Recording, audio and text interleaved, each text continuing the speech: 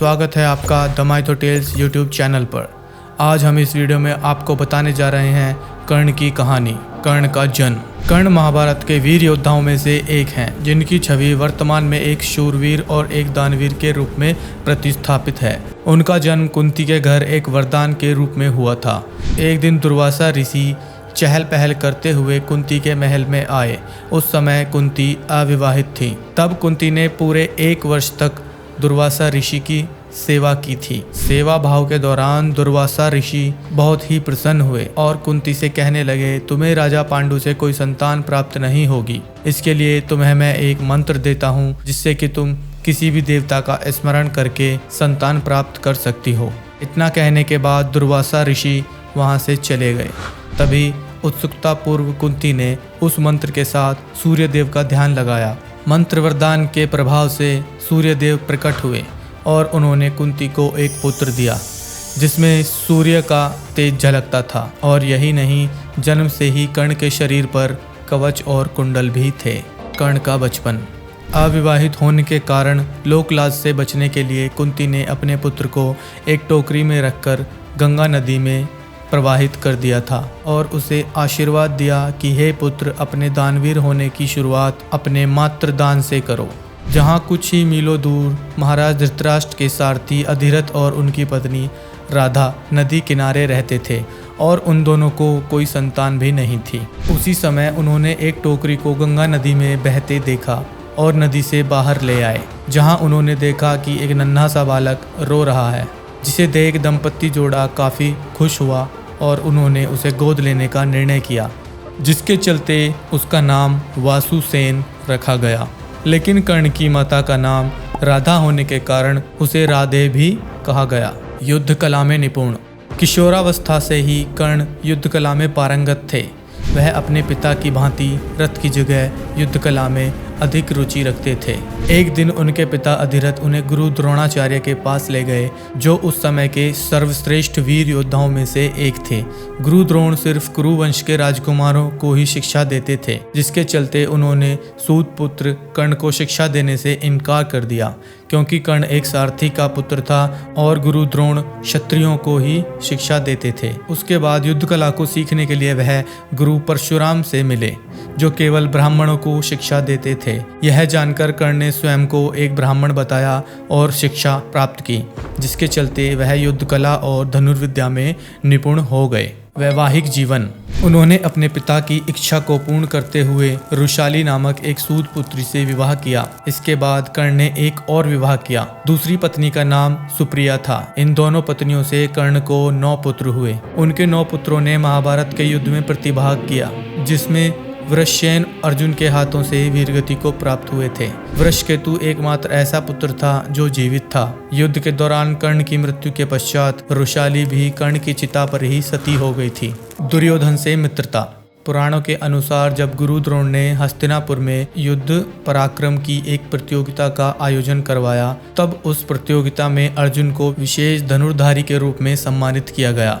उसी समय वहां कर्ण आ जाते हैं और वह अर्जुन के द्वारा किए गए युद्ध कौशलों को भी भली प्रकार से कर लेते हैं और अर्जुन को द्वंद्व युद्ध के लिए ललकारते हैं। तभी सभा में उपस्थित कुलगुरु कृपाचार्य कर्ण के हस्तक्षेप को निरस्त करते हुए उनसे वंश और साम्राज्य के बारे में पूछते हैं, क्योंकि द्वंद्व युद्ध के अनुसार एक राजा ही एक राजकुमार को ललकार सकता है। उसी समय कौरवों में दुर्योधन ने जाना कि कर्ण ही एक ऐसा योद्धा है जो अर्जुन को मात दे सकता है। इसलिए दुर्योधन कर्ण को अंग देश का राजा घोषित करते हैं, ताकि कर्ण द्वंद्व युद्ध के योग्य हो जाए। उसके बाद कर्ण ने दुर्योधन से पूछा कि तुम्हें इसके बदले क्या चाहिए। दुर्योधन ने जवाब दिया, मुझे तुम्हारी मित्रता चाहिए, जिसके चलते दोनों एक दूसरे के घनिष्ठ मित्र बन गए। कर्ण का चरित्र। सूत पुत्र कर्ण एक उदारवादी और दानवीर योद्धा थे, जिसके चलते वह नित्य कर्म सूर्य भगवान की पूजा अर्चना करते थे।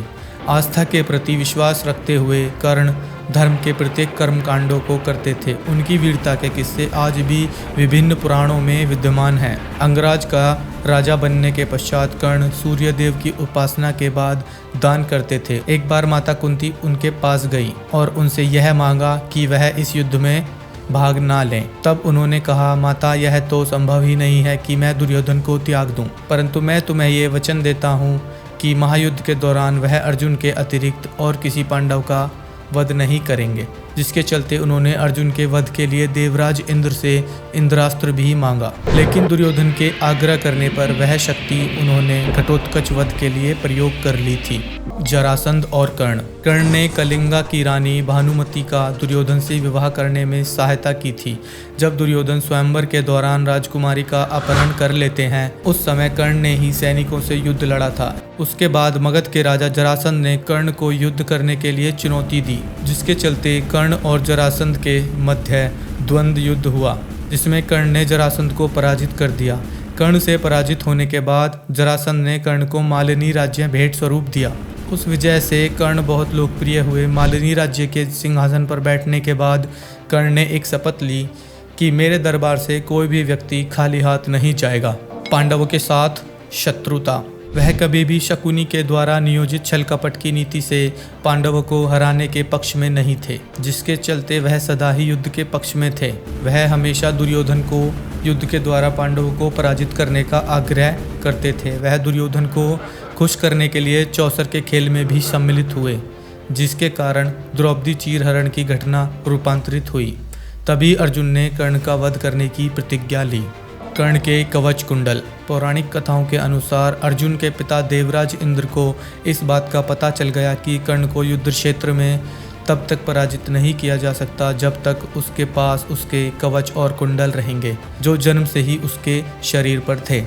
इसलिए जब कुरुक्षेत्र का महायुद्ध शुरू हुआ, तब इंद्र ने एक योजना बनाई और प्रण किया कि वह कर्ण को कवच और कुंडल के साथ युद्ध क्षेत्र में नहीं जाने देंगे। मध्याग्रह में जब कर्ण सूर्यदेव की पूजा कर रहे होंगे, तब उस समय इंद्र एक भिक्षुक बनकर कर्ण से कवच कुंडल मांग लेंगे। सूर्यदेव इंद्र की इस योजना के बारे में कर्ण को सावधान भी करते हैं, लेकिन वह उन्हें धन्यवाद देकर कहता है कि उस समय यदि कोई उससे उसके प्राण भी मांग ले तो वह मना नहीं करेगा। तब सूर्यदेव कहते हैं कि यदि वह स्ववचनबद्ध है तो वह इंद्र से शक्ति अस्त्र मांग ले।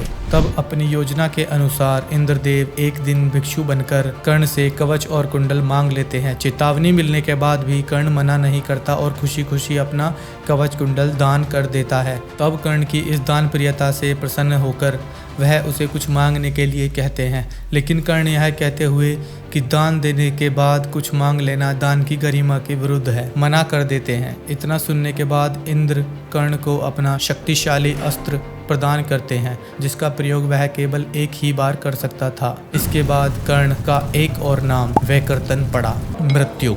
युद्ध के दौरान जब कर्ण के रथ का एक पहिया धरती में धंस जाता है, तब वह अपने दैवीय अस्त्रों के प्रयोग में असमर्थ हो जाता है। जैसा कि उसके गुरु परशुराम का श्राप था, उस समय कर्ण अपने रथ के पहिए को निकालने के लिए नीचे उतरता है और अर्जुन से आग्रह करता है कि वह युद्ध के नियमों का पालन करते हुए कुछ देर के लिए बाण चलाना बंद कर दे।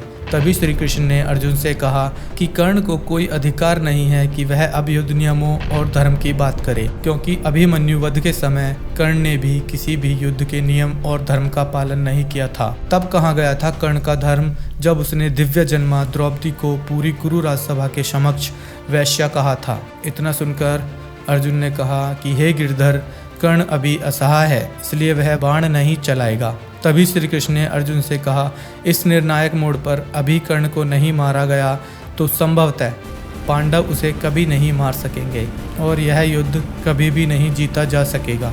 तब अर्जुन ने एक दैवीय अस्त्र का उपयोग करते हुए कर्ण का सर धड़ से अलग कर दिया। कर्ण के शरीर के भूमि पर गिरने के बाद एक ज्योति कर्ण के शरीर से निकलकर सूर्य में समाहित हो गई। तो ये थी आज की हमारी पेशकश। आशा करते हैं आपको वीडियो अच्छी लगी। अगर वीडियो अच्छी लगी तो एक लाइक और कमेंट अवश्य करें। अंत तक वीडियो देखने के लिए आपका बहुत बहुत शुक्रिया। जय श्री कृष्ण।